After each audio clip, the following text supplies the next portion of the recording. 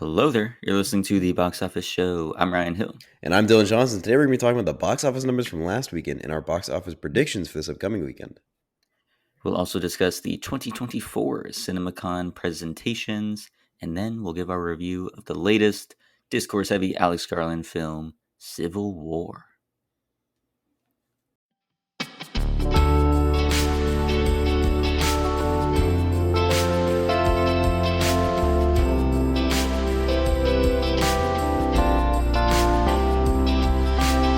Before we hop into all the CinemaCon discussion, first we got to talk about Tarantino and his famed 10th and final film.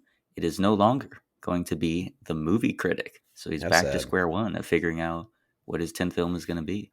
That's so sad. I was looking forward to it. It sounded, we knew nothing about it, but it seemed like it would be cool. It was going to be a throwback to like the late 60s, early 70s, much like Once Upon a Time in Hollywood was.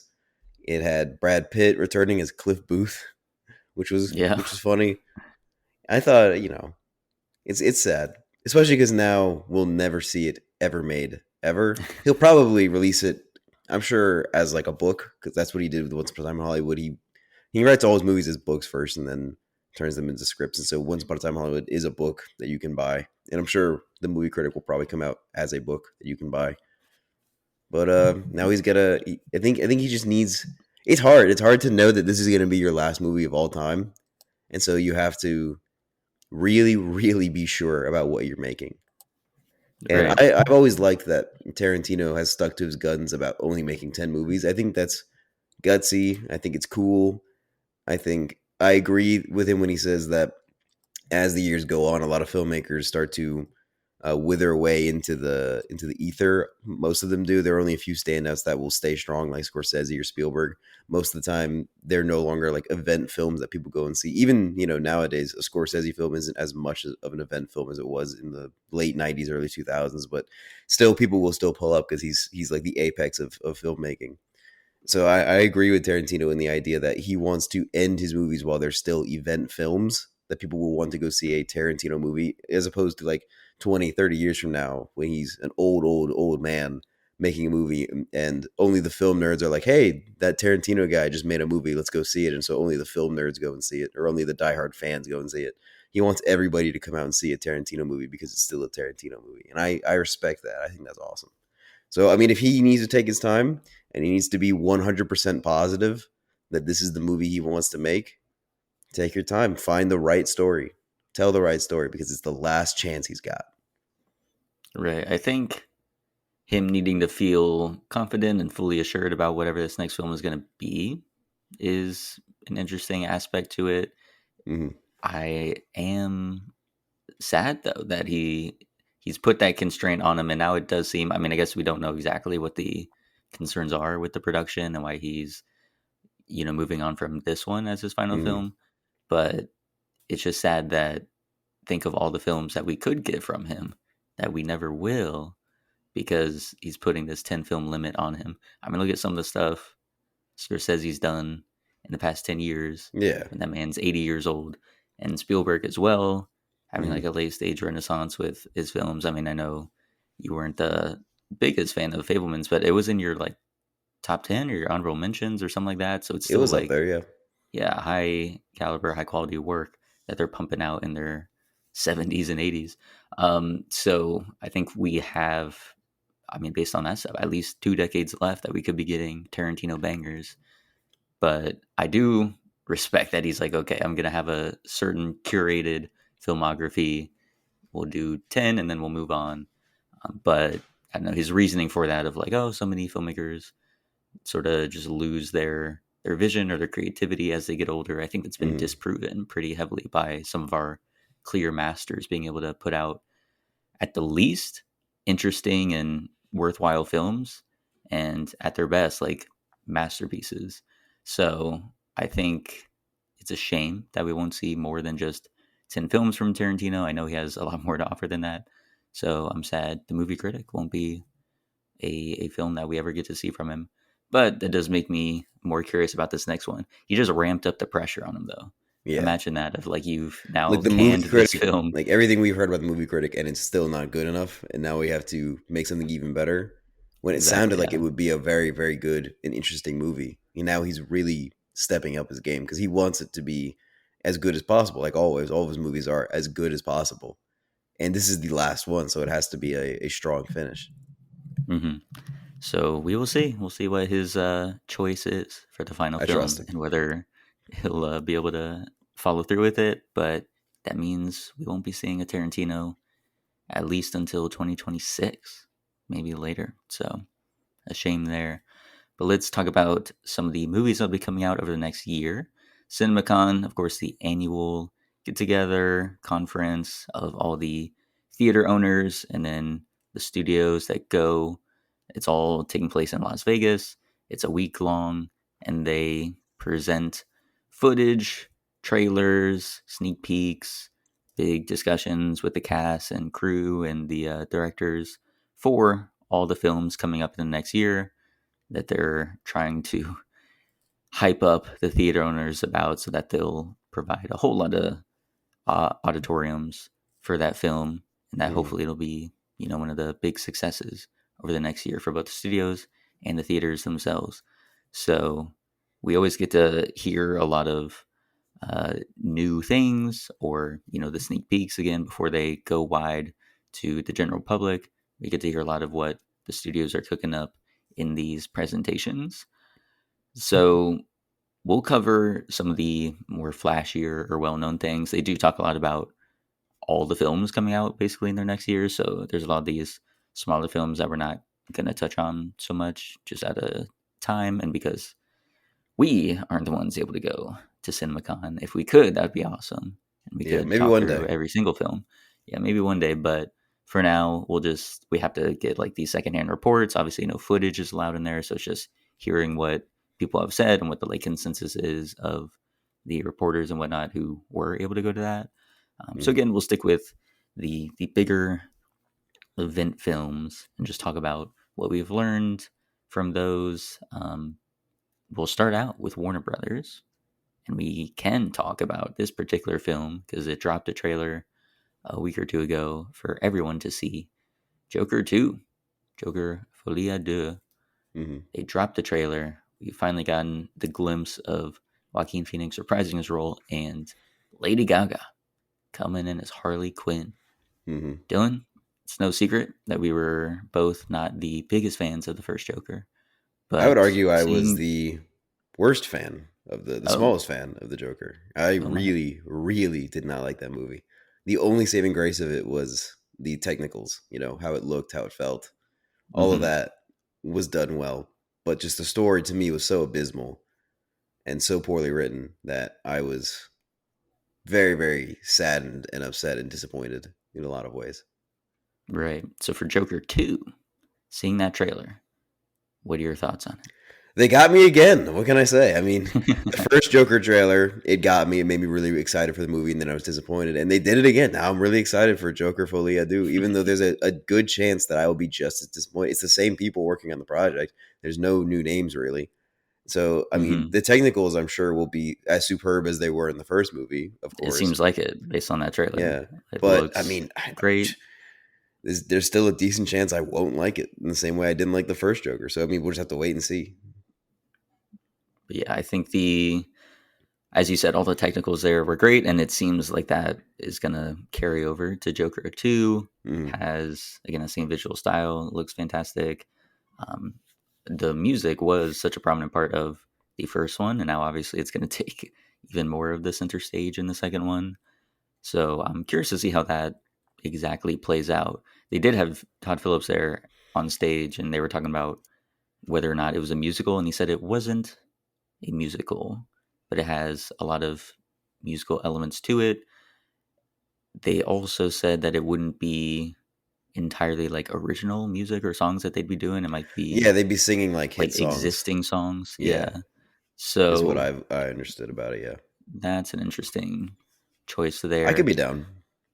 But again, I'm for it. I think it's what an amazing turn to take to make it more musical, bringing in I Lady mean, when you Gaga have for Lady that. Gaga in, yeah. Yeah. The question is, can So Joaquin Phoenix hold his own against Lady Gaga singing? I don't think I so. mean, You don't need to. We had Bradley Cooper for A Star Is Born, and he did well enough. But that whole point was like, oh, I thought he was like good. Lady Gaga's such a star, especially musically. So I think in this one, they might play around with that. But yeah, I don't think we need Joaquin Phoenix to be matching Lady Gaga's pipes. But yeah, I think it'll be certainly an interesting film, no matter what. I'm excited to see it and talk about it. We'll definitely devote a show to it. But yeah, I think from what I saw, again, we can't because the very first Joker trailer for that first film was also amazing and got Hmm. me hyped up for it. This one, I'm gonna temper my expectations, but I am intrigued. I I think it'll can't temper be. it. I can't help it. It just looked really good. I'm very It excited. did. It really did. Also, That. it's on my box office draft, so everybody should go watch Joker 2, regardless of Oh, whether you that's like the right. first Yeah, one or not. rated R for sure, Of but course. with a much bigger budget. So we'll see about the profitability. But yeah, it could. It's the first one was $1 billion film. We'll see what this one does. Um, but yeah, moving on to Mickey 17. They showed a trailer at CinemaCon. Hmm. We have still not seen a trailer. The general public, we have Waiting. not been I, able to I see saw it. them announce it, and I'm checking every day, waiting for it to drop, and it's not coming out. And I'm so mad that I got to push to 2025. I'm so mad. Yeah, it's absurd. And It they've was my said number the one film is anticipated done. movie of this year. It was It my number was. one. They said the film is done. It's ready to go. It's been ready to go for months, and yet it's not coming out till January 2025, I believe. It's no fair that you get Megalopolis and I don't get Mickey 17. I think that's unfair. I think Francis Ford Coppola Well, should push it. we'll see if we get Megalopolis. If you've heard from the screenings, some studios are a little hesitant on picking it up for distribution. Really? So, yeah. Uh oh. So it may or may not. He might have to do it himself. He's trying to get it to premiere at the Cannes Film Festival, but Hmm. yeah, we will see if it does go wide or not. At least this year. But hey, I'm still rooting for my man. It could be a misunderstood masterpiece. You never know. But it at least sounds like from the trailer that Mickey 17 is not going to be misunderstood at all. It is going to be a great film with Robert Pattinson going wild in it. We got a taste of that in Boy and the Heron, but this dude apparently goes all out with his accents. I guess in the Lighthouse too, is he putting on some wild accents and stuff No, like that's how that? he actually talks in real life. Okay. I haven't seen the Lighthouse. So I don't know what his actual voice is in there. So if he does speak crazy and you just said that was You've never his seen The normal voice, that's Lighthouse? hilarious. No, You never saw the scene where he goes, "If I had a steak, I'd fuck it." no. Oh man, you're missing out. I'll see it sometime soon. I'm It's sure really when good. Nosferatu comes around, we'll have to do a It's Eggers Robert Eggers' episode. masterpiece. Is The Yeah. Lighthouse. So I've heard. So I've heard. But moving on from that, we can talk about Jack Black having a career renaissance here with voice acting, at least. Although I think this Minecraft film is live action, so that's what's weird about it. But he is, in fact, Steve in Minecraft. And it's live action? How? How do you make a live action Minecraft? Just make it animated. How? How do you do that? How? I have no clue. I don't know. Honestly, there's not confirmation on that, but apparently they didn't show footage or anything. It was a video from Jack Black, essentially vlogging like on set, just showing things around. And apparently there were a lot of, blocky production items there. What the So fuck? yeah, we'll see how that turns out. But Terrible. honestly, anything Jack Black is doing lately, I feel like Yeah, it's it's worthwhile. I feel like it'll yeah. be fun, or at least he in it will be the Jack most Black fun has part. always been the greatest. Yeah. He's one of my heroes, 100%. But live action Minecraft, come on. It can't be good. Mhm. There were also some set photos from Superman, which of course is in the midst of filming. There was nothing to show footage wise. They're not going to put dailies up on the screen there. So next year, I'm sure it'll be a much bigger part of Warner Brothers' presentation. Hmm. But it is happening. James Gunn is his big make or break film Yeah, I for saw a whether or video not he the new posted somewhere DCU will survive. in. I saw a video he posted somewhere in Norway or something like that. Filming somewhere where it's big snow-capped mountains and whatnot. That I'm assuming is where the Fortress of Solitude is going to be. And Mm. it looked very pretty. It looked like a very good set choice or a location choice. Yeah, we didn't get a sneak peek at the suit, but they have dropped the logo. Have you seen that? I have not. Like the logo of it, it's definitely the old fashioned logo, like his original sort of S, where it doesn't look too much like an S. So interesting choice. It may just be like that initial suit, and then they might change it later on to make it a bit more recognizable. But yeah, I was hoping they were gonna drop the suit, but they did not. No, it's too far out, right? And another notable piece of the Warner Brothers presentation, which thankfully we were also able to get a glimpse of because they released the trailer, M. Night Shyamalan's newest film, Trap, which you just watched the trailer for before we hopped on the recording. So, Dylan, your thoughts? I liked it. I think it looks cool. It's a very, very interesting premise. I won't spoil anything because, oddly enough, M. Night Shyamalan's plot twist. He puts a plot twist in the trailer, which I think is very funny. Hmm. So go watch the trailer, get your own impression of it. But I enjoyed the trailer. I think it looks good. I think it's a very, very strong concept for a movie. I could see where it could go off the rails and be something that I don't like in an M. Night Shyamalan sort of way, but I also could see potential for something that's at the very least interesting and exciting. So I'm probably going to watch it. I think it sounds cool, unless the reviews are absolutely abysmal. Then I might skip it. But I think it'll be good. Yeah, I he always comes out with great concepts.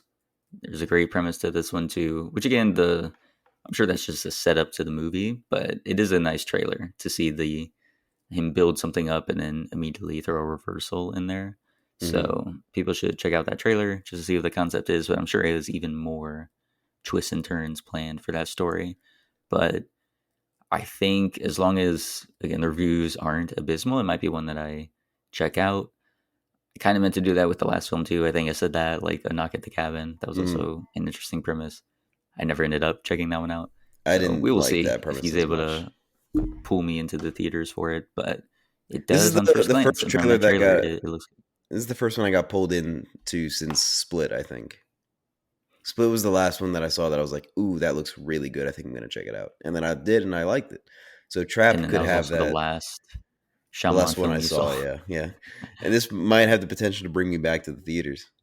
Old did not seem that interesting. A Knock at the Cabin didn't seem that interesting. The Servant, his show on Apple TV, kind of seems interesting, and I'm willing to check it out. I just don't have Apple TV, and I'm not willing to pay for it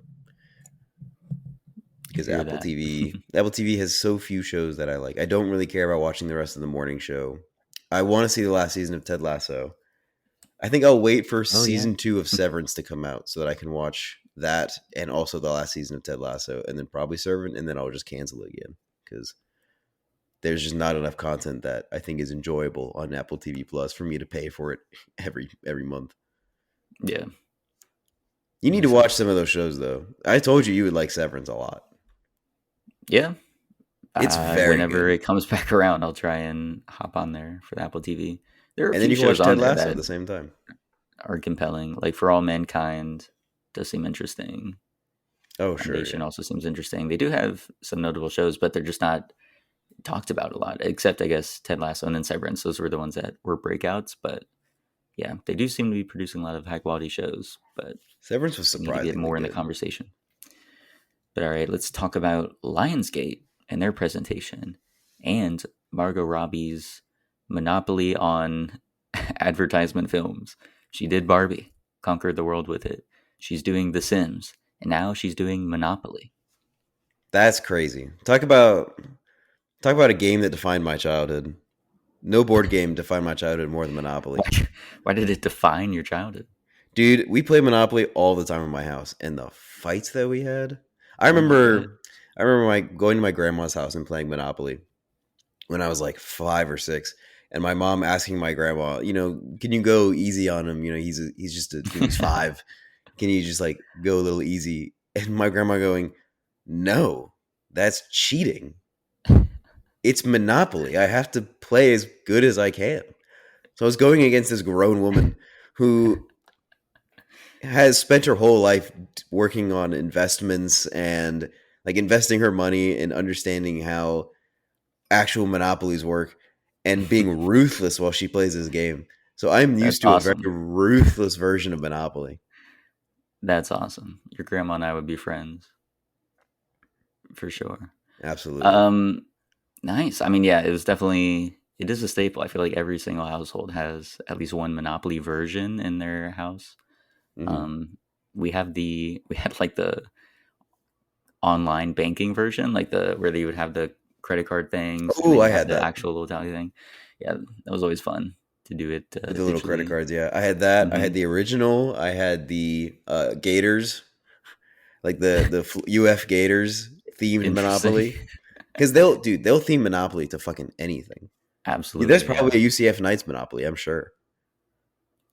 I There's bet. I Monopoly for bet. it. God, I haven't played Monopoly in so long. We should play Ooh. Monopoly, Ryan. that'll be that'll be fun. We should bring it back. I think it's fun though when you theme it yourself as well. Like we go in there, like we did that one time. Just take on a persona, get in Oh there. yeah, we did Wild West Monopoly. Exactly. So yeah, you're That was not fun. facing against Dylan Johnson. You're facing off agained Dilly the Rango Kid. Bobby or that Dylan the Kid. Is that your Dilly Wild the West Kid. name? Nice. So yeah, we should do it sometime soon. But it'll be funny to see how they approach Monopoly. Again, she's not gonna be in it. I think she's just producing it. So as a producer, she's just taking up all these brands, toys, anything she can get her hands on. Since the Barbie success was massive, so we'll see how all these other ones follow through. But yeah, that was announced. Naruto live action. I think we may have mentioned this one time before, but that is in the works at Lionsgate. And Destin Daniel Cretton from Shang-Chi is going to be directing that one. So as far as like the whole martial arts aspect, that makes sense.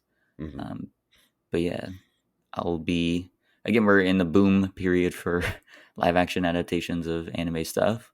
So this one, instead of going the Netflix series route, is going to the big screen, which I'm a fan of. I like having the big theatrical experiences for massive properties like this. We'll see how it goes though. It's also one of Hmm. those that I'm like, I don't know how you're gonna be able to carry through with the whole story, but I guess they would like to do it since there's so much material. But we'll see how that shakes out. John Wick presents Ballerina. So they've changed the name on that instead of just calling it Ballerina. They want to make sure you know it's part of the John Wick universe. They showed the trailer there, has not been released yet because Ballerina has been delayed a year. It's supposed to No. come out this summer. But No. we did get confirmation Keanu Reeves will be in it, Yes. reprising his role as John Wick. It'll be taking place between John Wick 3 and John Wick 4. Awesome. But yeah, there we go. I love Um, John Wick. I really hope they make a John Wick 5. I know he's dead, but I really hope they make a John Wick 5. I mean, he just died so prematurely in John Wick 4. He's got to come back. He didn't defeat the High Table. The High Table still exists. He has to take down the High Table, Ryan. I hear you. The Marquis was not enough. He needs to take down the I High hear ya. Table. They'll probably do it. I mean, it made so much money. I don't know why they did the whole death fake out stuff, but yeah, we'll see. They'll probably. I mean, when they have this one, they're going to feature John Wick so heavily in it anyway. It might as well be like a new John Wick film. So they'll probably go ahead and do another one. The Borderlands trailer again, talking about like the video game movies and TV show adaptations. We just had Fallout at Yeah. Amazon Prime. That's been doing I well. started watching Fallout. I watched the first episode. It's Really? really good. Wow, that's crazy that you It's number really one good. sought it out and watched it. Were you like a Fallout player My ever? brother was. My brother was Oh, huge okay. into Fallout. I was always the Skyrim guy, and then I Yeah. would try Fallout, and I just didn't like the game mechanics as much as Skyrim, so I never played it that much. But I played the app, the Fallout Shelter I app. do I remember played that, yeah. that. That was a big thing in high school, and I just like the aesthetic of Fallout. I always have. I like the story of Fallout. I think it's really cool. I just could never get into the actual game mechanics themselves to get that Mhm. far into the game. I always found it very difficult to get over the hump of I am starting each game as somebody who has no skill set and no equipment and whatsoever, and I had to do these missions and gain those things. I feel like it was a lot harder to get over that hump in Fallout than it was in Skyrim, which I think Mhm. as an older person now, I probably could play Fallout and get more into it. I just don't really play video games that much anymore. But yeah, I watched the show. It's Jonathan Nolan, so I wanted to see it because of Yeah. that, because I love Westworld and it's really good. I mean I've only seen the first episode, but it looks incredible. Like visually, it is stunning. It's Nice. almost it's so much practical stuff. I'm like surprised, and it came out really really good. And the stories are very well done. That's good to hear. I've been hearing a lot of good things from people that have seen the whole series. So, Hmm. yeah, it's yet another success. I think it just got renewed for season two because it's been Good. extremely popular. So, at least as far as TV goes, we know that the video game curse is over. And then also as far as movies, I don't know quality wise if that streak is over, but as far as box office success, With Mario, of Mario, oh course, my god, ended yeah. the streak. You have Sonic is doing really well for itself too. Um, but Borderlands, that adaptation, I don't know how it'll go. I never played it. Did you play that? I played Borderlands a little bit, yeah. Okay. It again, it seems like it'll not be great, but it does seem like it'll be kind of fun. It will be So, 100% fun, and it's definitely the kind of game that would make for a very interesting movie that could pull at the box office. So mhm, I understand the decision to want to make Borderlands a movie, and I think it's a strong choice. And I think it will do very, very well box office wise, even if it isn't actually that good. right. It's just such a unique and interesting concept. And there's just so many bonkers, funny things in the game that I think Mhm. people will be excited Yeah, to Claptrap, and claptrap. Jack Yeah. Black is Claptrap. So that's just again, he's killing it. Strong choice, actually. That's He's a very absolutely strong killing it. choice. Yeah. I mean, I would have liked to see the original guy who voiced Claptrap come back just because Claptrap has such an iconic voice, but Jack Black is a very a solid second choice. hmm So that one will be coming out later this year. We'll see how that goes financially, and then the critical response. And then the final one from Lionsgate, I'll shout out The Killer's Game from Batista. Dave Batista, he's a hitman with a tumor, and he has only a few months to live, but he doesn't want to just deteriorate. So he decides to put a hit out on himself so he can go out in an exciting fashion. But then he gets a call from the doctor's office and they say, "Oh no, we mixed up the test results. You got the wrong diagnosis. You're not going to die. You don't have a tumor." But yet the hit is already out. That's a So really funny Batista has to concept. fend off all the assassins coming after him. I thought so too. I was like, that's a fun, goofy premise. And I didn't see the actual trailer, so I don't know what exactly the tone is, but I'm assuming they're going for that sort of like, oh, this is just your worst possible day over and over again. Hmm. Um, so yeah, I'm looking forward to that one. Let's go on to Universal. They had a lot of announcements, even though we knew all these things already. Mario 2, Five Nights at Freddy's 2, and Megan 2 have all been officially announced. Literally, I think Megan 2 was announced like January of last year when the first one Hmm. came out. But regardless, they confirmed that those are in the works. Conclave was an interesting one that stuck out to me. It's all about the process, the secretive process that goes down when a pope dies or retires, and then they have to select a new pope, and all the politicking that goes into that. Ray Fiennes is in it, Stanley Tucci, John Lithgow. Talk about a cast right there. Hell yeah. And then it's from the director of All Quiet on the Western Front. Oh, okay. So this one definitely piqued my interest when I was scrolling through. So I'm giving that a shout out here. Nosferatu from Robert Woo! Eggers. So yeah, you and all the big Egger heads out there, you You can't can say that. rejoice. I Hang on now. Pause. know I need to see the lighthouse first, and then I can say that. I've No, seen you shouldn't the say that lighthouse. regardless. It does not sound good.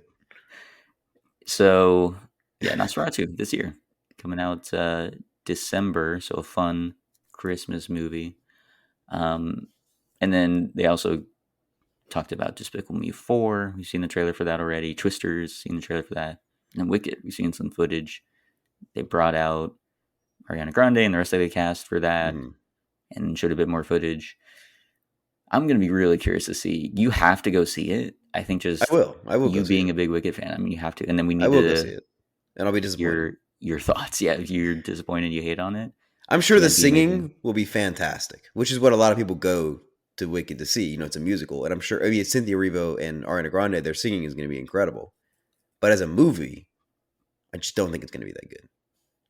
Right. That's my prediction. But I think the singing will be fantastic, of course. Now, Twisters, I'm really, dude, watching Civil War in theaters and seeing the Twisters trailer on the big screen, it looks so good. It does. It does, dude. It Glenn reminds me of Powell like, is a dude, star. oh my god, he's so cool. And it reminds me of the actual like 90s sort of action movies that were a little bit odd and weird, like the original Twister. It reminded me of Hmm. those kinds of movies, and it's just like, oh god, it looks so good. I'm very excited for Twisters. Lee Isaac Chung, you've done it again, you brilliant bastard. For real, yeah, I'm definitely excited for that one. Yeah, it's like the perfect summer blockbuster coming out. Can't wait for that one. I'm very excited. It's gonna be awesome. Paramount had quite a few things in their lineup. First off, they made the official announcement that there will be a Transformers G.I. Joe crossover. Live action? Yes. That's awesome. Isn't it? That's hilarious. That's So so you cool. never saw the newest Transformers, did you? No, The I've Rise of only the seen the Beast, that one. first Transformers, And then because it was a and I solo think show, Dark I Side of the think. Moon. So you didn't hear like what happened there. But when I went and saw it and then reviewed on the show, I talked about the in credit scene is Anthony Ramos in some government facility, and then he's talking to the dude, and he's like, "Yeah, just keep that on the low. But also, by the way, if you ever wanted to use those skills for something else, give us a call." And then he leaves, does something so that the bookshelves and all this in the room start folding away, and it reveals this massive warehouse, and then you see the GI Joe like logo or whatever their organization exactly is. Hmm. Um, and then so that was the teaser, is that the That's GI pretty Joe awesome. world is now in the Transformers world. And so we were waiting to see, because the box office success wasn't the best for that latest film. We Hmm. didn't know if they were going to pull the trigger on it, but they are. They're doing the crossover for it. Dude, that could be That's huge. amazing. That's so silly and stupid, but I say I'm go for there it. for it. Yeah, just That's go what I said crazy. too in the review. I'm like, that's ridiculous. Do it now. Do it now. And they did it. So we're gonna get that. Um, Also, Sonic 3, Jim Carrey is in fact returning. That's This is crazy. great. I Um, I love Coming out Jim of Carrey retirement. coming out of retirement again for Sonic. I mean, His story must be told. when you have a cinematic masterpiece, you need to follow through. You can't leave that hanging. And then Shadow is allegedly, I still don't think we have actual confirmation on this because they didn't reveal it at the CinemaCon Hmm. presentation. But since then, there's been some reports about it. It looks like it'll be Keanu Reeves who'll be voicing Shadow. So we'll have to see about that. But I mean, I think that works. Some other things here: Naked Gun, Scary Movie reboots, Not a trying to fan. bring back the parody, I guess. Not a fan. Um, You just can't do it better than the original Naked Gun. Like you can't. Who's gonna replace Leslie Nielsen? Nobody. Nobody could replace him. He's too fucking good. yeah, I mean, I Who's agree. gonna replace O.J. Simpson? Okay. Yeah, so How could you? we'll see how those go. But yeah, those don't really interest me as much. Again, that'll have to be dependent on when we see the trailer. It seems like they capture some magic there. Dude, I love But the original Naked Gun. It's so funny. mhm. And then Teenage Mutant Ninja Turtles. We are getting a Last Ronin adaptation, R-rated live action. Do you know about the Last Ronin? What the story is? Isn't that a movie with no, that's The Last Samurai. I was gonna make a Tom Cruise joke. Never mind. Yeah, no Tom Cruise involved, so that'd be hilarious if they did. He He plays said, Raphael. He's just "No in a more, giant turtle costume. no more Taka Maverick, no more Mission Possible. I need to go finish my career as a turtle." um, but it's this story where it's like all the three of the brothers are dead, and then Oh there's one Jesus. remaining, and he's trying to get revenge, and it's like gruesome and bloody and R-rated and all that, and you don't know which brother is alive Mm. as you're following him through it, which is pretty interesting. But yeah, they're going for this apparently R-rated and live action, which seems crazy to me, especially since they just had that other one last year, the Mutant Mayhem, and they're going to continue with that one. So I feel like it'll be strange to have both those going on, but Nah, I think it'll be cool. It's like having multiple Batman movies coming out all at the same time. Just try and yes, do things with the same character. What do I we'll care? see how that goes if it can be sustained. But I I mean, think it's a cool eventually it idea to won't. do at some point. I just wish they'd give that other one some room to I breathe. think it's okay to have two different Teenage Mutant Ninja Turtle stories happening simultaneously, especially since one is live action, one is animated. I think there's a very clear distinction between the two, and it's just different versions of these characters, which I think is fine. I'm Yeah. excited. It sounds cool. I mean, I'm down to watch a turtle fuck some people up. It is a cool And the same premise. way that I'm excited to watch a couple of kid turtles have a blast in an animated world. Hmm. Fair. I mean, I'll be down for it. I'll go see it, of course. And then Transformers 1. So another Transformers film, this one being the animated one, the origin story taking place on Cybertron. We got Hemsworth as Optimus Prime, Brian Tyree Mm, Henry as Megatron, Scarlett Johansson as one of them, and then Keegan Michael Key as Bumblebee. So the trailer for this one that's dropped. odd. It was a long trailer, and it was not a good trailer. So I No. didn't encourage you to watch it at all beforehand. We'll see how it goes, but I don't know. The tone was sort of all over the place. The animation style also, just because we're living in the world now of like Spider Verse and Puss in Boots and all that. This one definitely felt subpar compared to that. That's crazy So because it's the guy who directed Toy Story 4.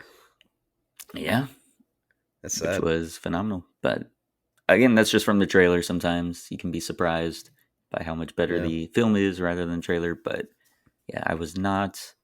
I was on the fence about it beforehand, and it took me off the fence and into the I will not go see it category. So not really what you want to do with a trailer. And then Aang, The Last Airbender. That'll be the film, the animated Avatar film, with them being adults, I believe is the whole premise of that. That'll be coming out Yeah. in January 2026. So that's been delayed a bit. And nothing was shown about it, no footage or anything like that, which is a little troubling. But yeah, that'll be the official title, Aang, The That's Last so Airbender. far from now, though. 2026. It is very 2 far. That's years, bro. rough. What a long wait. Of course, when I wake up tomorrow, I've completely forgotten that we talked about it until someone brings it up again. So Right.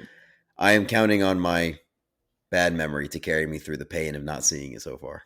Nice. And then we had Disney. So, Boo. boo, wow. Not a big Disney guy anymore. They're Bob Iger going getting downhill. getting wrecked. I mean, So, I appreciate Bob Iger as a CEO in terms of willing to spend money to make money compared to whoever the last Bob was. I forget his name. Bob Chapek. Yeah, Bob Iger, I think, is a much more adventurous and willing to go there sort of CEO than Bob Chapek. But I still have disdain for Disney as a corporation and Disney as a money making entity. Especially now that they're not even putting out quality products. At least they used to put out things that were good. Right. Well, they're trying to convince the theater owners that they do have a good upcoming slate. They had Kevin Feige come out, talk about some of the Marvel stuff. Captain America Brave New World. So they're trying to say that'll be like the new Winter Soldier film, Captain America 2. So we'll see how that one goes. They showed some footage. I think we already sort of knew the premise, but Harrison Ford now stepping into the Thunderbolt Ross character, who's president, and there's going to be a conspiracy to try and take out the president. So our new Captain America Harrison is Ford going to is the have to step president and in. someone's trying to kill him. Sounds Yep, like Air Force One. it sure does, dude. Get off my plane. Imagine they had that scene when they try to get him. He just turns into Red Hulk. That would solve the problem right there. Be Yeah. Dunzo. Gary Oldman would be wrecked. Has he been in Marvel? Who? Gary Oldman? Yeah. No.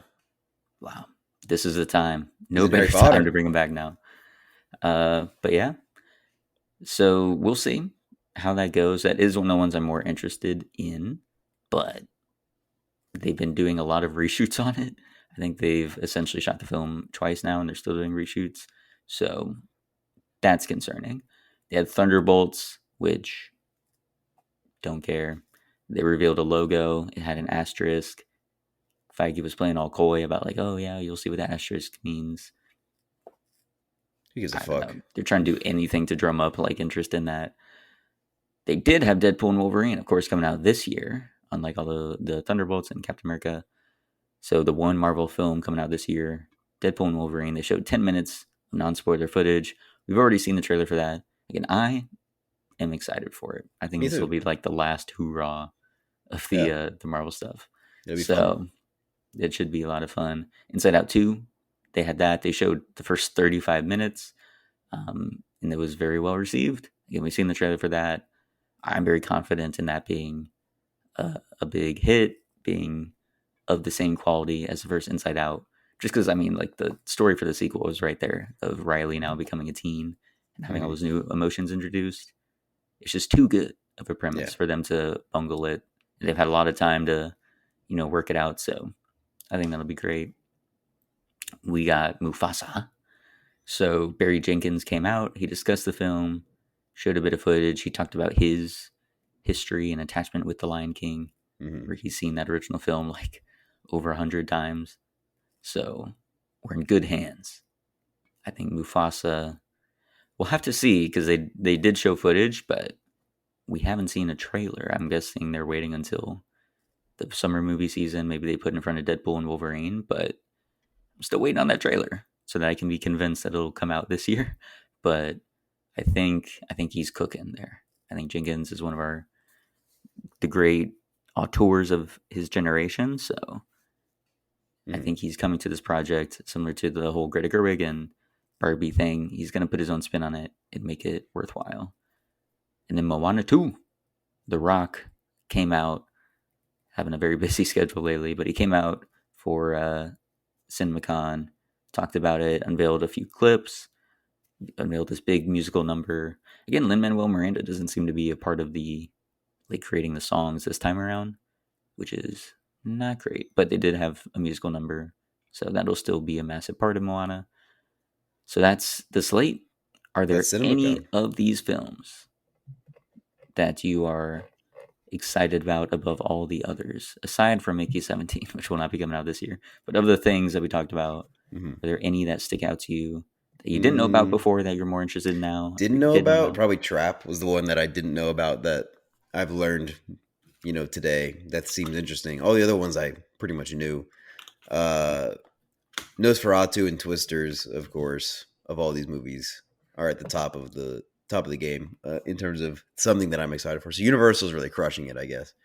Uh, I suppose I'm also looking forward to what's it called, The Killer's Game with Batista. It just seems interesting, and of course John Wick Ballerina, if that's supposedly still going to come out this year, although it may get pushed. I Yeah, think I think it will be a pleasant watch. It's still a John Wick movie. Still exciting, true. but Ana de definitely Armas in Nosferatu and there. Twisters. Yeah, Definitely top Nosferatu. tier. Again, we'll still need to see the trailer for that whenever that drops. But yeah, I agree. Twisters is looking great. I'm excited for the Transformers GI Joe crossover. I think that'll be fun. The Last Ronin sounds great. Again, a lot of ones though that Disney talked about, for instance, we already knew a lot. I think our excitement level there was already in place. Um, so yeah, and then Killer's Game, Conclave, those were the new ones that got on my radar from this for sure. But Hmm. yeah, so ultimately, I feel like it was a less hype CinemaCon than like last year or years past, but Sure. still some good things in here to pick out and to look forward Not a to. lot of not a lot of franchises coming out in CinemaCon. I think that's why it's a little less hype. We're in the little transitional period where we have this whole year of 2024 where there's not a lot of big franchise names getting dropped. DC is still taking its time to restart. MCU is taking a break to readjust to whatever it is they're trying to do. Star Wars is fucked.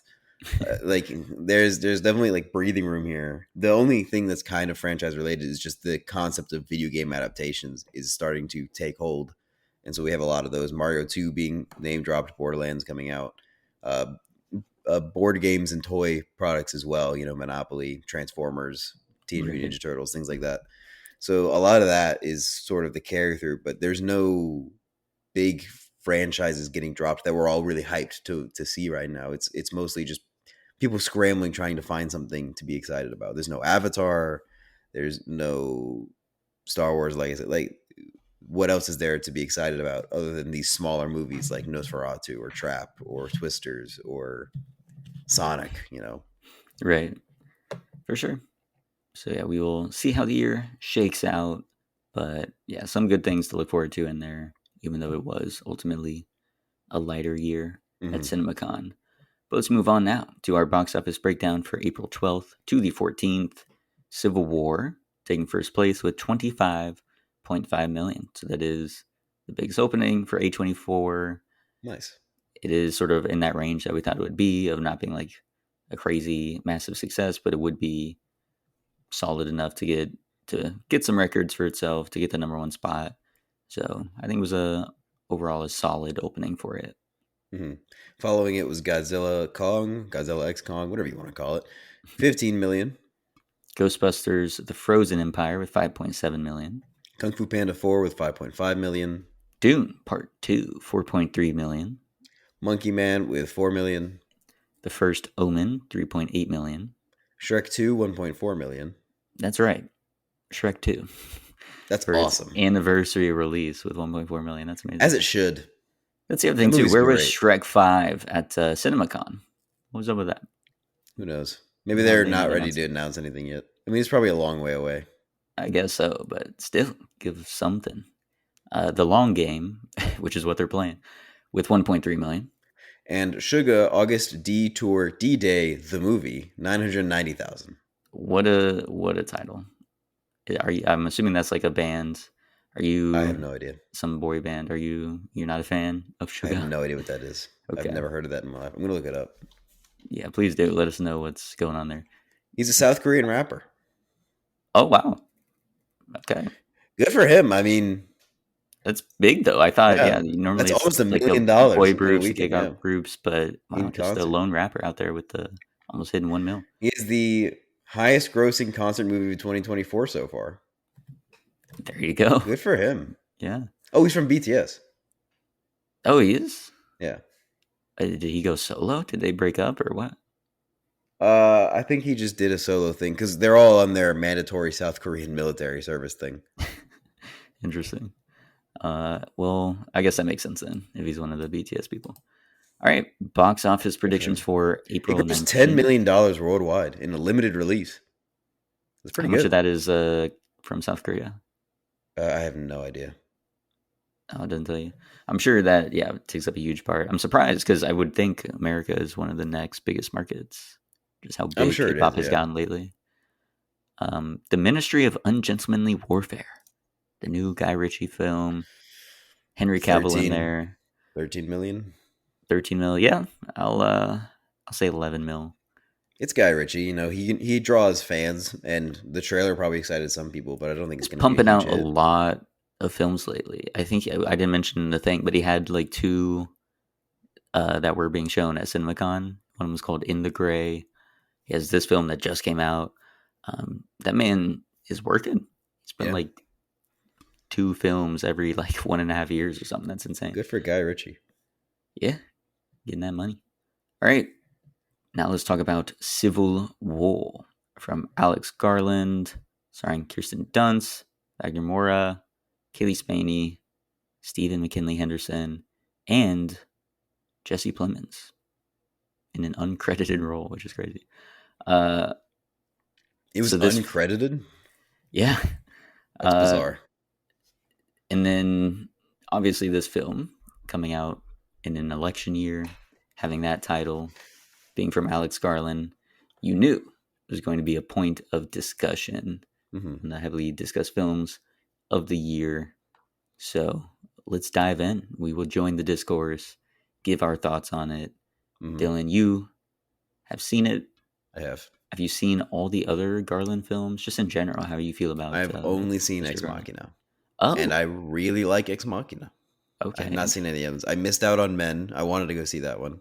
I didn't care as much to see Annihilation, and I never watched the show Devs. oh Yeah, yeah, yeah, yeah. so that's the only things he's done that I know of. But Ex Machina is fantastic. Gotcha. Okay, so you're coming into this with pretty much a clean slate then, or the next Machina. So, what were Mhm. your initial impressions on Civil War? I didn't really like it. Oh no. I was not that big a fan. Uh, to not get too, if this is just initial impressions, I felt like it didn't take itself as seriously as it could. I didn't think it was trying to solidly make a certain point other than war is bad, let's not have war. And I don't really care about the characters that much. All right. Except for supposedly, I think Kaylee Spaney, I think her character was the only one I cared a little bit about. But other than that, I Gotcha. didn't really care about Wagner Moura. I didn't really care about Stephen McKinley Henderson. I didn't really care about Kirsten Dunst that much. Even though Kirsten Dunst was great in this movie, she gives a great performance, in my Hmm. opinion. For sure. I just didn't really care so much about the characters. Dang, that's tough. The What did reason I you bring think? up Alex Garland because surprisingly I am like very caught up on his filmography. I saw Ex Machina, I've seen Annihilation, and I've seen Men. Why is that And surprising? You're a well traveled guy. You've seen some things. yeah, but it's just one of those weird things where like his complete filmography I'm just caught up on. Not even like intentionally so of doing it, just that's how it's shaken out in the past couple You just years. happen to see all his movies. Yeah. Yeah. So, and yeah, Annihilation I saw last fall. Hmm. So just So recently I since was able you've to do seen them that. all, thoughts on Alex Garland as a filmmaker as a whole? I think he always comes towards interesting ideas and I would agree. premises and uses them as a great springboard for discussing amazing topics, like just getting the juices flowing creatively as far as like AI and stuff like that for Ex Machina, environmentalism for Annihilation, among many other things in that film. That one is chock full of things. And then Men, I mean, that one's obviously, gender politics and stuff like that. It's about men, But you know. yeah, so he sort of like has those big ideas and is able to go into them with one, just a very visually stunning approach. I think he is, for someone that like started out in writing and mainly sees himself as a writer, he does have a great handle visually. But then he's one of those films that you always know going into it that there's going to be something worthwhile to think about, going to be intellectually stimulated. There's going to be something there to raise questions and make Hmm. you walk away from the film thinking about the film, trying to get at what his perceptions were, what your perceptions are about that topic. So he's a very interesting filmmaker in that sense. However, other than Ex Machina, I've noticed that I appreciate the experience of being like invited into that discussion and to like think about those topics more than I feel like I enjoy the actual experience of the film and Hmm. the way that he lays out his perspective. Even though he's one of those filmmakers do that. I mean, they do all his endings sort of do hint at his feelings on something, but I feel like he's one of those filmmakers that wants to raise questions more than like preach to you. Hmm. So yeah, and I can appreciate that, but this film fell in line with like Annihilation and Men, where I don't know that it fully clicked. Like I enjoyed Yeah. the overall conversation around the film and like the provocation of it and people's reactions to how political or apolitical it was than the film itself, which is a shame because I was really really looking forward to it. But let's start digging into some spoilers. The first off, just the in the trailer, the biggest takeaway was the Western forces, the alliance of Texas and California. Hmm. That got people and their interest peaked because that seems very based on current real world politics seemed like a very unlikely thing to occur to have an Not a alliance strong between alliance, California yeah. and Texas. And so we see in this film that the reason that was included in there is this isn't really trying to be commentary on current active American politics. Yeah. The Which I think setting is is fair. America. It has, things about freedom and all that stuff that's just like fundamentally intertwined with America is raised somewhat in here, but there's never a moment where you get an idea of like what are the sides, who, like what are the political leanings of the sides, stuff like that. He makes it a point not to do that. And I ultimately, think I think that I think works. it was successful. I think it was Yeah. a smart move to do. I agree. Because then it's not about which side are you on, what do you agree with? It's about we are all Americans, good or bad. You know, we should not be fighting in this extreme of a way against one another because we are all of the same cloth, cut of the same cloth. Hmm. So yeah, Its I think commentaries on civil wars as a whole, not just American civil wars, but just the idea of brothers fighting brother. You know, what is the point? What is the purpose? right, which I would have actually liked them to dig more into that, like the Yeah, idea sure. of brothers fighting brothers and people that had to live next to each other, go about their days with each other. I mean, your coworkers, your neighbors, all this, and then suddenly being thrust into like out and out conflict with each other. I would have loved to see them dig into that more. They don't really do that other than that one scene, which we'll comment on for sure, the Jesse Plemons thing. But Hmm.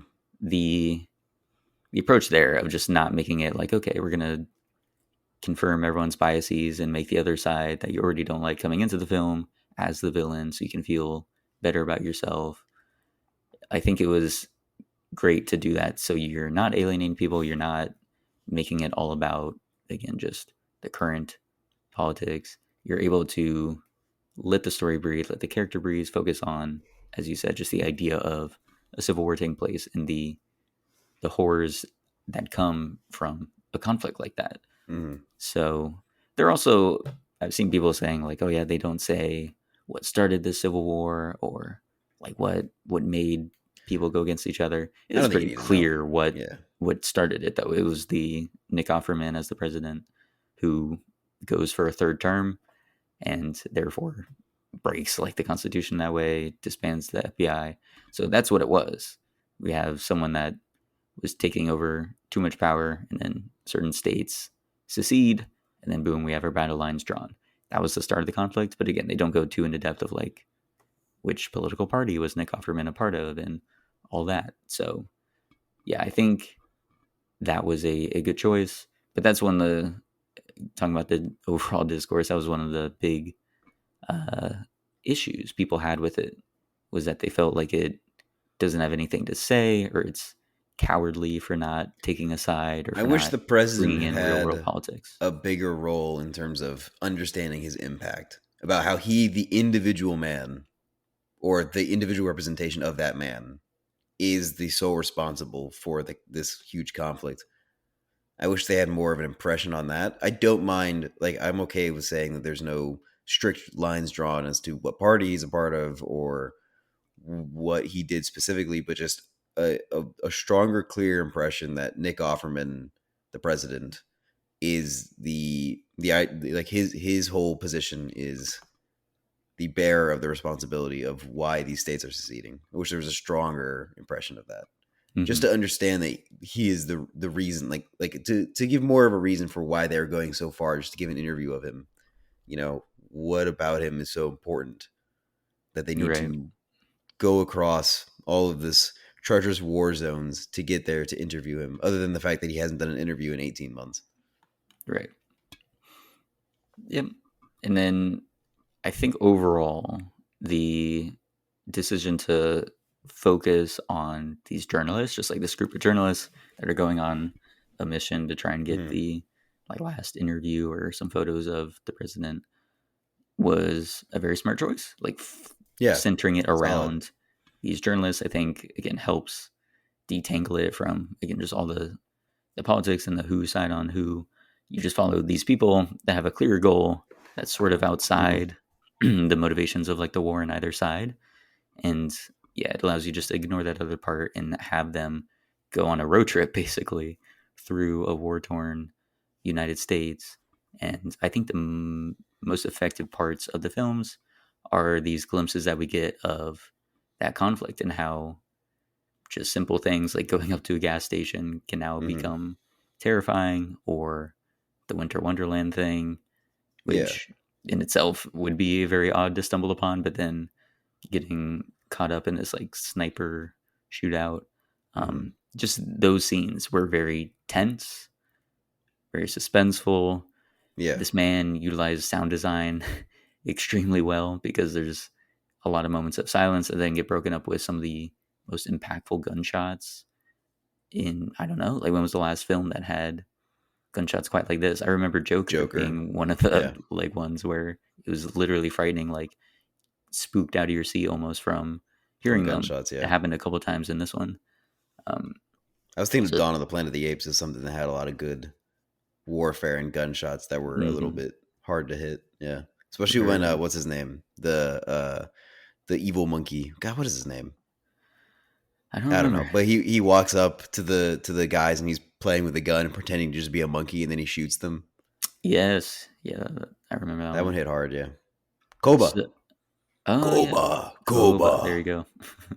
So I thought those were actually really effective, and the creme de la creme, the one that definitely I think stands out as the clear, far away best scene of the film, the one with Jesse Plemons, He's so good. the one that we saw from the trailer a little bit. Yeah, he is fantastic. Truly, like edge of your seat type Yeah, stuff with his just cold, like psychopathic demeanor that whole time, and his the the nonchalance with which he approaches the scene. He's exactly. really really good. And then his the question, which we heard in the trailer, but yeah, it's done so well in the actual film too, of just what kind of American are you? As he asks every single one of them, essentially saying like, "Where'd you come from?" And then what we didn't see in the trailer, we see the one, which yeah, he was a journalist too, but that other guy that had driven up Mhm, alongside them when they were on the road, and then he's like terrified of the situation, and then he asks mhm, them, "Where are you from?" He goes, "Hong Kong," and then immediately gets shot dead. So a harrowing scene for sure, definitely the most tense one. And then I think like all of that approach, the way he was able to highlight again the terror that you would feel just going through these otherwise normal like roads, normal events. I thought that was done well. What I would have liked to have seen, which you allude to before, like the brother versus brother, and talking about like these journalists, they're obviously war journalists, but seeing them actually engage with some of the citizens and like try and mhm. get their stories. Like there's at one point where they go to that refugee camp or something where they're just set up in that stadium, and we just never see them Mhm. engaging with like the real people. We see like some of the combatants, and we see a lot of them taking pictures of them, but never really like having conversations with them. And then with actual citizens that are just going about their lives or that have been affected by the war or trying to stay out of it, like that one town that was just trying to be all normal. I would have Mhm. liked to have seen more engagement there just to see like how is this affecting everyone in the USA. And again, it's you have time constraints, it being a movie, but that was one thing that I felt was missing a bit, and I think it would have helped me connect more with the characters. Because, like you, I wasn't that attached, even though Yeah. I could see there were specific scenes that were like, okay, we're gonna flesh out the characters here. One was in that refugee camp, like the stadium Mhm. where they're on the bleachers, and then Kaylee Spaney like asks about Kirsten Dunst's career and how she like got into everything. And then there's the moment too when they're in that normal town and they're trying on the dress.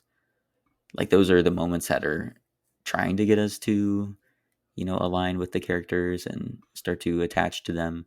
But for Yeah. whatever reason, it wasn't fully clicking, which is a shame. Even though, again, those like tense moments where they're in danger, I was afraid for them and didn't want them to get taken out. But I just really thought Kaylee fine. Spaney was gonna die at some point. You really? Yeah, How I thought her didn't character was gonna get, and especially in the of end when course. they're doing the raid on the White House. She's just putting herself out there every single time, walking right into the True. line of fire. And I'm like, one of these times she's just gonna get hit right with a bullet. Yeah. But again, that was the thing. McKinley Henderson, like him getting taken out, felt Didn't that you was think? coming. And Yeah. then when it actually happened, again, it didn't feel like I was like, oh no. But I wasn't like I was truly sad because distraught. I like Stephen McKinley Henderson, not because I like the character. Exactly. Yeah. So, and it was also just Which is a because, testament to Stephen McKinley Henderson as a person, as an actor. But yeah, the he's a writing of the great character, I presence. don't think was solid enough for me to care that he as a character died. Exactly. And it's because they're on this road trip together. You just want more of that, like them feeling like a unit, feeling Hmm. like a team. And I don't know, that didn't really come across. Even though I could see there were specific moments where Garland took the time to allow them room to breathe as characters. For whatever reason, it just didn't click for me. I guess that was the same for you. Um, one thing I wanted to ask you about of like Garland and his approach to this, why he wanted to make a film like this, and what he was saying with it. What do you think the takeaway is here on journalists? On journalists specifically, I think the takeaway is that they are important because the whole time we are watching them photograph. Like I do like the bits where they are in the middle of the war zone and they'll take a picture and it'll show the still image of the picture that they took. I think that Hmm. was really impactful. I think it was a smart choice because I think the whole idea is they are important figures in terms of capturing what is actually going on in a as honest a way as possible. And regardless of which side you're on, you are identifying with the people who are in pain in these photos and people who are fighting in these photos, and you're identifying with like the emotion in their faces and what's going on because of the pictures that they're taking. But at the same time, I'm also getting the impression that like the whole time I'm thinking, why, how could you just stand there and take photos? How could you only just document what's going on? And Dunst has a great line where she says, we're not there to make a change. We're there to document so that others can make a change, or something like that, like along the lines of that. Yeah, she was like, because it was in Kaylee Spaney saw those Hmm. two people being essentially like hung up Yep. by that gas station, and she's like, "Why didn't I do anything?" And Kirsten Dunst was like, "Oh, don't ask yourself those questions. We take pictures so other people ask questions, but Yes, we that's what it don't. is. That's what a journalist is." So yeah, Which they I can specifically mentioned that part. see. I could see the argument, especially because they have the shot at the beginning where it's Kirsten Dunst in a different war zone somewhere else, and the guy's being lit on fire with the tire wrapped around him, and she's just taking a picture of him, Oh which yeah. is a crazy thing to see. To just have her stand there and not doing anything and just take a picture. But a lot of the times, that's what a journalist is meant to do. They're meant to document horrors and what's happening so that other people can ask questions about why that happened. And I Hmm. think the more focused you are and in the zone to take those pictures, the better and more harrowing those pictures become, and the stronger the questions become, which I can respect as an idea, but I could never do it. Like I can never be the guy who just takes a picture of something and walks away, as horrifying as it is. Like I just can't. I can't connect with these characters in that regard because it's just not something that I believe. And they didn't make me solidly believe that that was a logical and real choice that one can make. I see the argument, but I was not pulled in the direction of their argument even slightly. Like I did not agree, especially in the end when Kirsten Dunst she gets in the way and saves Spaney instead of documenting, and then she gets killed herself. And I'm like, well, you're not making me. And then Spaney's just taking pictures of her dying, and Hmm. I don't know. I am not seeing the argument here that this is the right call. Right. And that's kind of what I would have liked to dig into more, like that idea Hmm. of, because they directly approach it, as you said. Like we do have Kirsten Dunst mention, oh, like these are the questions that we can't raise for ourselves. We have to let other people Hmm. do it. Um, that is like the most interesting part there, of like the ethics of journalism, especially in wartime when there's so much conflict going on, Hmm. and your task is to document, but not to Intervene. intervene in any Yeah. way. I wish we would have been able to dig into that more, especially because he already took the burden off of like the actual politics and Hmm. arguing one side against the other. He's already removed that. So now hone in on the journalism and make it about like these people that have this terrible duty of taking these photos of awful things, and they clearly are affected by it. Hmm. They clearly want to do something about it, but they're relegating themselves to only like the documentation and believing that that has to be worth something. I would have liked to have seen, because we never see what becomes of any of those pictures and what impact they're having, like when they're sent back to Reuters or the New York Times or the organizations they're working for. we don't see them like getting posted. We don't see people react to them at all, which can be fine if maybe we had them having conversations about like, is this being effective? Are we moving the needle at all? Are we bringing attention to this in any real way to make it all worth it? Um, she has a great line as well, Kirsten Dunst, where she goes, every time I was off in these other war torn countries and sending home pictures, I thought I was sending a message back home, don't do this, which is a great line. And that speaks to like, okay, yeah, documenting the conflict to help showcase the horrors of this and try and encourage people to like not let it succumb to this. I would have loved to see more of, again, when the conflict is going on at home, are we able to see how that affects what she's doing? She says a lot of times there are people like her family, Kaylee Spaney's family, who are just sitting out the conflict. They're clearly not sitting out the conflict, but they're still approaching it as if they are neutral or objective. Again, saying they're not raising questions for themselves, but like they clearly are. They feel some sense of obligation to go out there and try and document this conflict. They're doing it for a reason. They're not just doing it for a paycheck, right? Like there has to be something else there. I would have loved to dig deeper into those motivations, those Mm-hmm. feelings of like, am what I doing with how, awful it is to like step away from these terrible things that are unfolding before me, not prevent them from happening, just documenting them. Is that making an impact in any way? Um, I just would have loved to dig into those questions more because they're so fascinating. He does bring them up, he like flirts with them a bit, but he doesn't dive into them Mm-hmm. enough in the way that at least I would have wanted. And again, that's sort of, you know, quarterbacking a film after the fact, saying like, "Oh, what would I have done?" But that is the Mm-hmm. version of the film that I know Alex Garland is capable of because he's done it before with stuff like Ex Machina. I would have just loved to see those discussions, those debates play out between these characters, and maybe that would have also helped us attach to them more if we see them wrestling with their job and their profession and what they believe their contribution in this conflict is to shoot photos rather than shoot guns. I just, yeah, I would have liked to see more of that. You also mentioned like them going after the president and wanting us to see more of like why the president is such an important figure. That also sort of rubbed me a little bit of the wrong way of Mm-hmm. they're just going after the president. They like say that's their goal in the beginning. It's also been like over a week since I've seen it, so I don't remember that exact conversation when they're Sure. saying, "Oh, we're going to DC." But I didn't get the sense of why they felt that was so important. It did Yeah. almost feel like, "Oh, this would be a cool thing to do," like it would help, be a historic image rather than it being like, "Oh, this will help in the war," or this will be essential because we need people to see like what they're fighting against or something like that. It did feel very ego driven in a way of like, oh, I want to do Mm-hmm. this just because it'll help.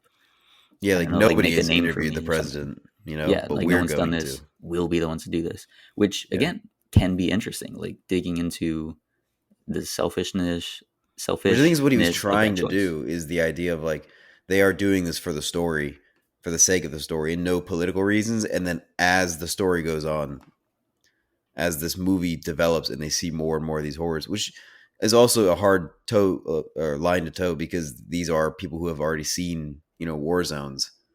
Hmm. How much more harrowing can this be compared to other war zones? What specifically about this makes it more harrowing? Obviously, the Jesse Plemons incident is more personal and much more threatening to them as individuals as opposed to some of the other things that they've seen probably. But if Kirsten Dunst and Wagner Moura and Stephen McKinley Henderson are people who have seen these sort of war zones before, what about these ones are making it stand out that now their ego driven mission has changed into a more political sort of message?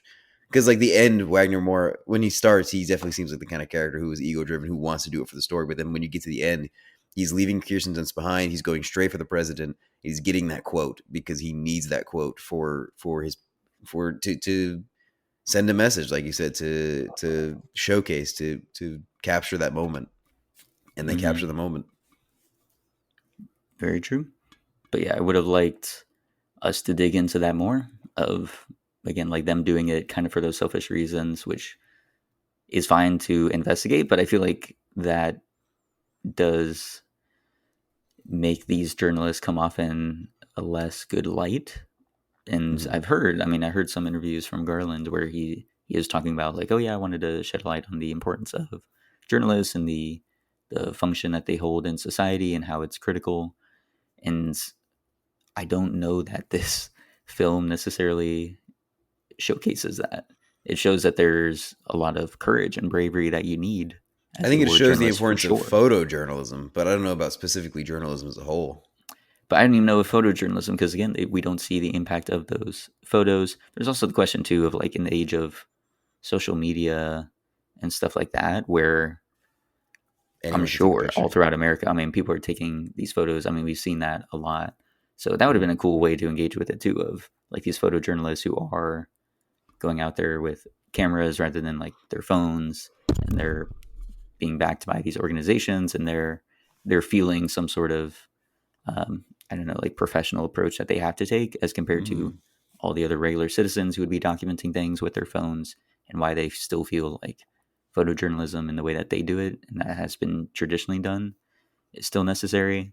Um, so Mm-hmm. I would have liked for them to tackle that more because yeah, the photojournalist angle. I don't know if they highlighted the importance of that necessarily, or journalism as a whole. Again, we like touch on these topics, but I don't know. He didn't dive into it in a way that I felt was best because it does feel like a mixed message. You see Kirsten Dunst die essentially, Mm-hmm. saving Kaylee Spaney, which that again I don't know if I fully bought into that, and Dunst like being like I don't know having a PTSD episode or something like that where she was Yeah. not all I don't know why together all there of a in the sudden conflict. she couldn't, why there was that role reversal. I don't understand. Yeah, Like so Kaylee that Spinney that didn't becoming quite work more engrossed in the war zone and being willing to put herself at risk made sense for her for sure. character, but Dunst having like the reaction of not wanting to carry forward and being a little more scared, I just don't know where that came from.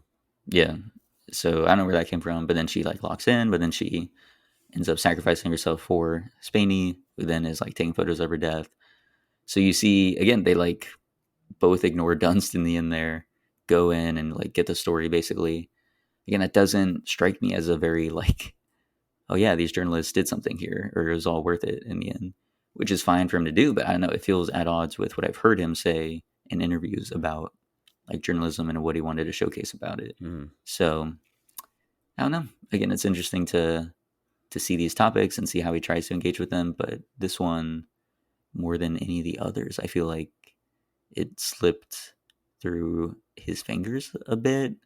Yeah. Um, at least just in my interpretation of it. And again, it's colored by like this is an interesting topic. How I would have done it is always going to be different than how anyone else does it. But these are just the things that I would have liked to have seen the thread be pulled on a bit more throughout the film, which he didn't do.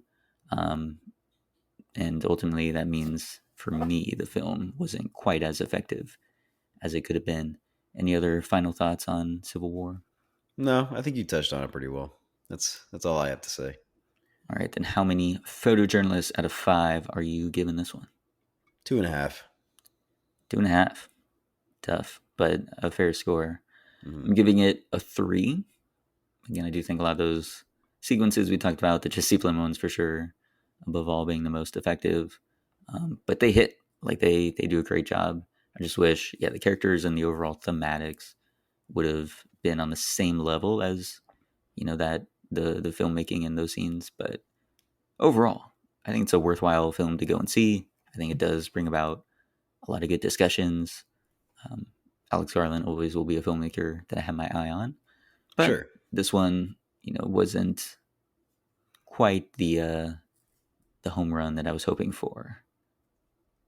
Yeah. But it's how it is Definitely a sometimes. little disappointing. Yeah. That's just how it goes. Oh, well. That is all the time we have. If you'd like to give your thoughts on the show, you can email us at theboxofficeshowpod@gmail.com. Our main title theme for the show is Sundown by Joseph McDade. If you like the show, please give us 5 stars on whatever podcast app you're listening to, and be sure to tune in next week. Have a great rest of your day.